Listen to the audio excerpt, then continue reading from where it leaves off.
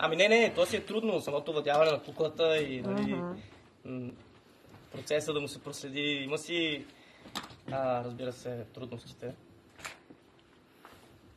Но да, като персонаж е близък до мен. Може ли да ми разкажете малко за вас? Какво сте завършил? От колко време сте в тази трупа? Ами в тази трупа съм от година и нещо. Влязох почти веднага след като завърших актьорство за куклен театър в надфис при професор Жени Пашова, заедно с Венци и Ели, те също бяха в моя клас. Венцислав Димитров и Елин Стоянова, които също са част от екипа на Незнайко. И така.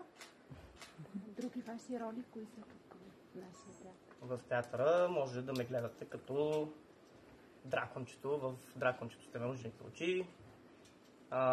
Не си търси белята, един моноспектакъл.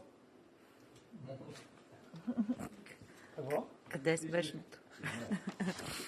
Какво? Кажете, да, всъщност започва една година, в която отново се притесняваме как се случват нещата във връзка с пандемията. Какво си пожелава трупата? Може би. Да са живи и здрави. Това е най-важното.